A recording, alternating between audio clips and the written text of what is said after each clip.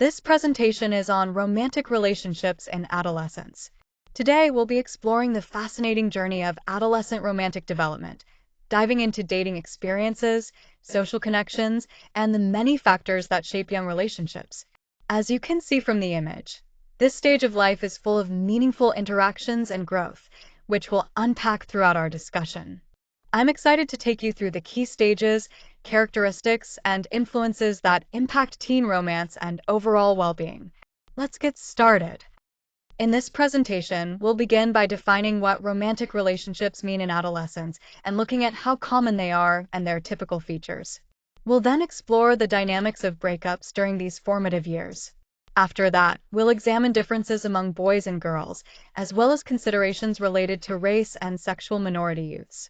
We'll delve into various theories that explain romantic relationships and outline the stages of romantic development, from initial attractions to exploring relationships, and finally to forming more serious bonds. We'll also discuss key characteristics of adolescent romantic relationships and how parents and friends influence these bonds.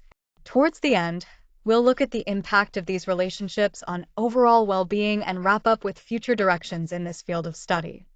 When we talk about romantic relationships, especially during adolescence, there are three key elements that help define them: passion, intimacy, and commitment.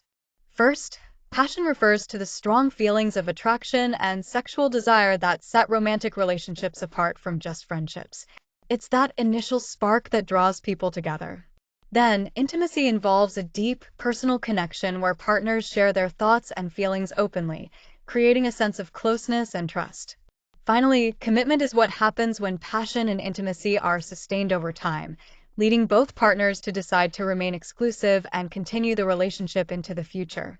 It's important to recognize that terms like boyfriend and girlfriend are common ways teens identify these romantic bonds, even though the language may vary informally. Understanding these three components gives us a solid foundation to explore the complexities of romantic experiences during adolescence.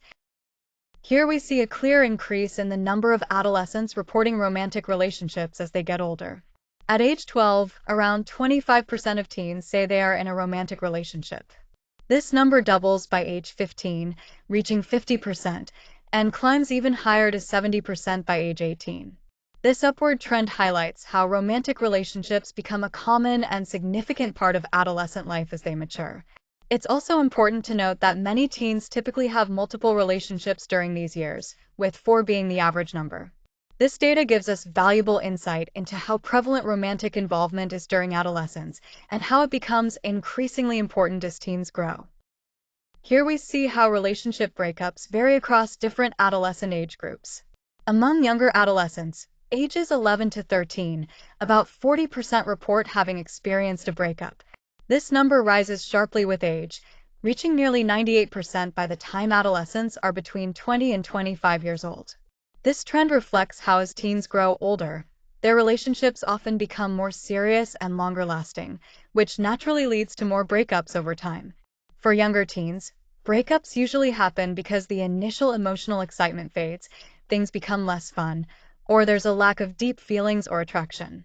These early experiences are an important part of growing up and help teens learn what they want and need in future relationships. Let's look at how romantic experiences differ among adolescents based on gender, race, ethnicity, and sexual orientation. Starting with boys and girls, while both have similar overall rates of romantic relationships, girls typically report longer-lasting relationships. Early in adolescence, more boys might be in a relationship, but as teens get older, girls tend to be more romantically involved. Parental supervision plays a key role here, particularly influencing girls' participation in relationships. When we consider race and ethnicity, white teens and those from African, Caribbean, or Latino backgrounds don't show major differences in how often they're romantically involved.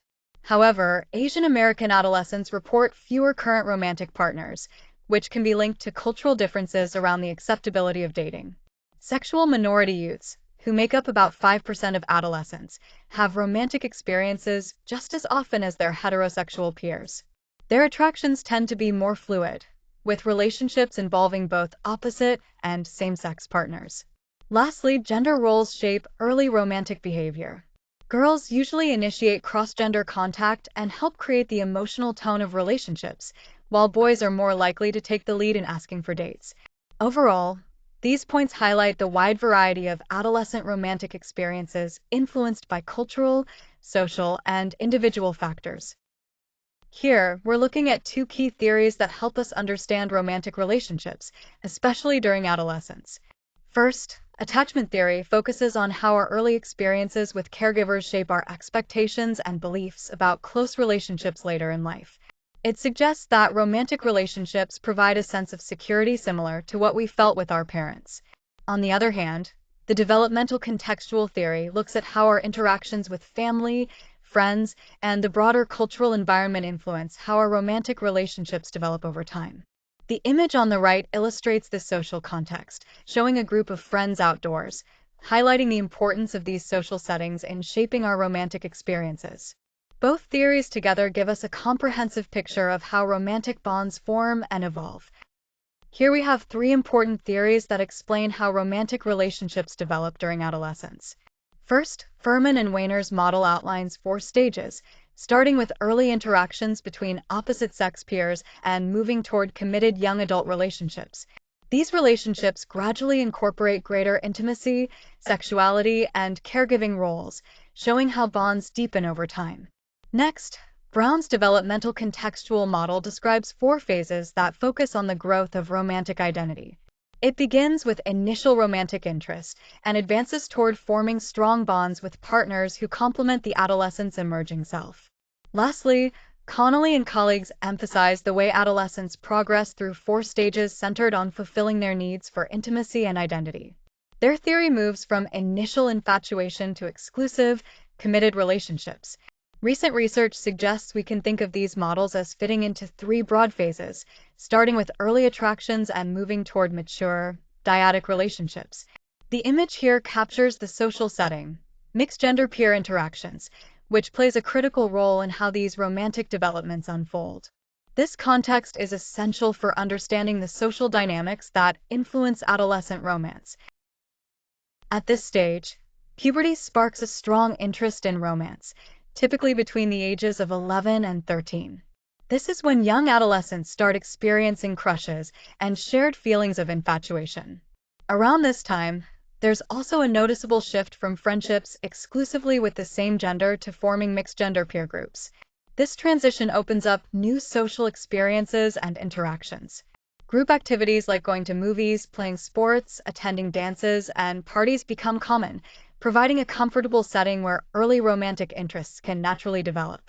These social environments are where many of these affectionate feelings and connections begin to take shape. During middle adolescence, typically between the ages of 14 and 16, teens begin to explore romantic relationships more actively. At this stage, dating is often casual and usually happens within group settings rather than one-on-one. These romantic connections tend to be short-lived, serving more as a way for adolescents to experiment and understand their feelings rather than forming serious commitments. An important aspect here is the role of the social environment. Relationships are heavily influenced by peer groups and social status. Essentially, who you date and how you are perceived socially can shape these experiences significantly. This phase helps young people navigate their emerging identities and social skills through their interactions in these early romantic encounters. At this stage, towards the end of high school, romantic relationships become much more mature and deeply rooted in strong emotional connections. Teens start to experience serious and exclusive partnerships that offer significant companionship and emotional support. The focus shifts away from casual or group dating to these more meaningful dyadic bonds, where mutual care and closeness are central. However, even as they grow closer, young people continue to balance this intimacy with the need to maintain a separate sense of self and work through ongoing struggles related to their identity. This balance between togetherness and individuality is a defining feature of these mature adolescent relationships. When we look at adolescent romantic relationships, 3 key characteristics really stand out. First is passion, which is all about that intense love, attraction, and longing that sets romantic connections apart from just friendships. It's this strong emotional and physical pull that teens often experience. Next, we have intimacy, which is more about emotional closeness. It shows up through support, trust, honesty, and the sharing of personal feelings. This emotional bond helps build a deep connection between partners. Finally, conflict is a natural part of these relationships.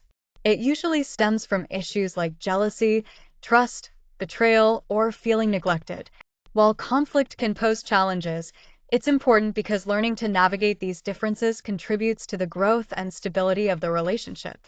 Together, these three elements, passion, intimacy, and conflict, highlight the rich and sometimes complicated nature of teen romances. Here, we're looking at how both parents and friends play crucial roles in shaping adolescent romantic relationships. Starting with parents, they influence these relationships through the emotional bonds they form with their children, their level of supervision, and the overall family environment. For example, if there's marital conflict or divorce, it can impact how teens approach intimacy and manage conflict with their partners. Authoritative parenting, which strikes a balance between providing support and allowing independence, tends to promote healthier romantic experiences. On the other hand, friends also have a significant effect. They influence how close teens feel in their romantic relationships, how much autonomy they exercise, and how they handle conflicts. Positive friendships, marked by support and trust, often mirror healthy romantic dynamics. However, if friendships involve hostility or bullying, those negative patterns can carry over, increasing the likelihood of aggression in romantic relationships. Together, these two spheres, family and friends, form a foundation that shapes how adolescents develop their romantic lives. Understanding these influences helps us see the bigger picture of teen relationship dynamics. Romantic relationships during adolescence can have a significant impact on well-being, both positively and negatively. On the positive side, these relationships often boost self-esteem, increase popularity, and help teens feel more socially accepted. They also foster a sense of competence in navigating social situations, which is crucial during this developmental stage. However, there are challenges and risks to be aware of. When relationships begin too early or involve issues like insecure attachments, rejection sensitivity, or frequent conflicts, they can contribute to depression, delinquency, risky sexual behaviors, and relationship instability. The image here shows a typical classroom scene, reminding us that these social and emotional experiences happen in everyday settings and play a real role in shaping adolescent well-being. As we look ahead, there are several important areas for future research in adolescent romantic development. First, it's crucial to explore a broader range of social experiences, including those adolescents who may not be part of mixed-gender peer groups, as well as understanding the unique journeys of late bloomers. Cultural differences also demand more attention, especially comparisons involving non-Western adolescents, to truly grasp how culture shapes romantic growth. Another key area is tracking the full life cycle of individual romantic relationships. By doing this, we can better understand how these relationships evolve and what outcomes they produce. Additionally, investigating gender effects and how romantic involvement impacts other relationships, like those with parents and friends, will provide a more comprehensive picture. We also need to explore how partners influence each other, as this mutual impact is central to adolescent romance. Importantly, romantic relationships can serve as valuable developmental assets when they progress at a healthy pace and receive proper support. Sharing these findings widely can help foster positive development in young people. This future research will deepen our understanding and improve how we support adolescents through this vital stage of life.